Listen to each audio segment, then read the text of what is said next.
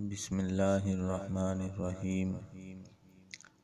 اسلام قبول کرنے پر کشتی۔ عرب کا مشہور پہلوان رکانہ آپ صلی اللہ علیہ وآلہ وسلم کے سامنے سے گزرا۔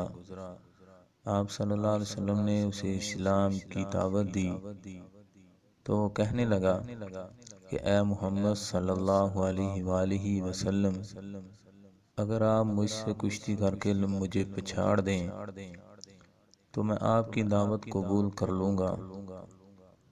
حضور اکرم صلی اللہ علیہ وآلہ وسلم تیار ہو گئے اور اس سے کشتی لڑ کر اسے پچھاڑ دیا۔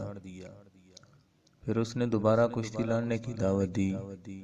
آپ صلی اللہ علیہ وآلہ وسلم نے دوسری مرتبہ بھی اسے اپنی پیغمبرانہ طاقت سے اس کو زور کے ساتھ زمین پر گرا دیا کہ وہ دیر تک اٹھ نہ سکا، اور حیران ہو کر کہنے لگا کہ اے محمد صلی اللہ علیہ وآلہ وسلم، خدا کی قسم آپ کی عجیب شان ہے کہ آج تک عرب کا کوئی پہلوان میری پیٹھ زمین پر نہیں لگا سکا، مگر آپ صلی اللہ علیہ وآلہ وسلم نے دم زودن میں 2 مرتبہ مجھے زمین پر پچھاڑ دیا۔